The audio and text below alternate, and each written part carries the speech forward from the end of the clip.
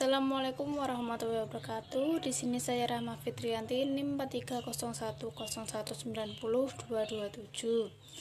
Di sini saya akan menyampaikan ceramah sedikit tentang niat untuk memenuhi tugas psikologi komunikasi. Berbicara tentang niat adalah membahas sesuatu yang paling urgen dalam Islam. Karena niat adalah kedudukannya merupakan landasan diterimanya semua amal saleh, merupakan landasan Allah Subhanahu wa Ta'ala untuk menerima dan meridhoi amal perbuatan seorang hambanya. Niat mempunyai arti unsur sangat penting di setiap langkahnya. Niat merupakan penentu diterima atau tidaknya amal-amal kita yang kita lakukan. Rasulullah SAW menegaskan yang artinya sesungguhnya perbuatan itu tergantung di niat dan sesungguhnya seorang mendapatkan sesuai apa yang ia niatkan. Oleh karenanya, janganlah kita menjalankan sesuatu perbuatan atau mengucapkan sesuatu perkataan kecuali dengan niat mendekatkan diri dan mengharapkan pahala dari Allah Subhanahu wa Ta'ala. Niat mempunyai dua makna. Yang pertama, niat di arti tujuannya membuat seseorang menjalankan niat perbuatan eksklusif. Misalkan niat mendapatkan keridhaan Allah lalu ia beribadah karenanya. Niat ini maknanya adalah umumnya lebih bagus dari perbuatan itu sendiri. Rasulullah SAW pernah bersabda, niat seorang mukmin lebih bagus dari amalnya. Yang kedua, niat di arti tekad dan keinginan menjalankan sesuatu. Misalnya, seseorang berniat menjalankan salat di masjid atau berniat akan bersedekah kepada fakir miskin. Niat ini, makna ini tak sesuatu yang ia tak mampu melakukannya, sehingga ia berniat menjalankan sesuatu itu bila mampu, seperti bila seseorang berniat bersedekah bila memiliki harta, maka ia mendapatkan balasan bagus atau buruk sesuai perbuatan yang ia niatkan itu, meskipun belum mengamalkannya. Malupin niat, sesungguhnya amal itu tergantung dengan niatnya. Kita akan mendapatkan sesuai yang kita niatkan. Marilah kita perbanyak niat baik agar menjadi umat yang kaya dengan niat dan menjadi umat yang baik. Sekedar ucapan nawaitu, saya berniat. Namun, niat memiliki hubungan dengan azam, yaitu kekuatan dan dorongan hati yang kuat. Niat yang kuat mampu mengubah seluruh kehidupan seseorang.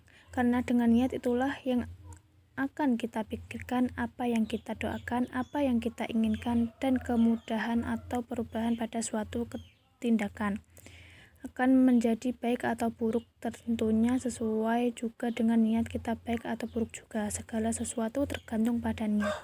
Jika kita berniat ingin melakukan sesuatu atau perbuatan yang baik, bahkan sebelum kita melakukannya, hanya berniat saja kita sudah mendapatkan pahalanya, apalagi melaksanakan niatnya. Tapi jika kita berniat ingin melakukan perbuatan buruk, tapi tidak melaksanakan niatnya, kita tidak mendapatkan dosa. Samaan dengan demikian, kita dapati pernyataan dari beberapa ulama Ahlus Sunnah yang menyatakan sulitnya untuk meraih keikhlasan dalam niat, sulitnya untuk memperbaiki niat. Penyimpangan niat karena mencari kedudukan, mencari pujian, mencari harta, bahkan meniatkan sesuatu dengan tujuan duniawi. Cara menyelamatkan diri kalau bukan dengan pertolongan dari Allah Subhanahu wa Ta'ala. Sekarang melihat kenyataan ini, kita harus berpikir, tidak semudah itu orang mengatakan, saya ingin mengikhlaskan niat saya dalam ibadah ini. Yang penting saya ikhlas dalam melakukan ini. Niat saya ikhlas dalam bersedekah, dan seterusnya. Memang ini ucapan yang baik, tetapi kenyataan yang sesungguhnya tidak mudah mengucapkan untuk merealisasikan niat yang ikhlas tersebut dalam ibadah-ibadah yang kita lakukan. Niat menjadi sunnah apabila sah tidaknya perbuatan yang akan dilakukan bukan tergantung dari niat. Hal yang menyatakan bahwa niat hukumnya wajib antara lain terdapat dalam Al-Quran Surat Al-Bayyinah ayat 5. Bismillahirrahmanirrahim. Wa ma umiru illa liya'budullaha mukhlisina lahuddina hunafa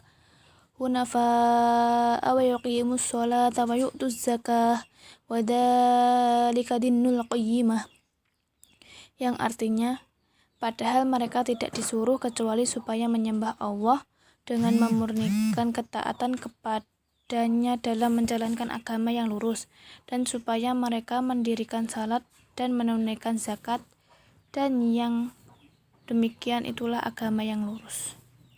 Syariat niat itu mempunyai dua pembahasan. Yang pertama, niat ikhlas dalam beramal hanya untuk Allah Subhanahu wa Ta'ala, dan tentang hal itu biasanya dibahas oleh ulama-ulama tauhid dan akhlak serta ulama-ulama tazkiyah penyucian diri.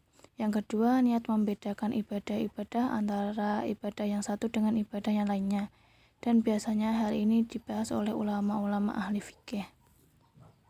Saya apabila ada salah kata, saya mohon maaf yang sebesar-besarnya. Wassalamualaikum warahmatullahi wabarakatuh.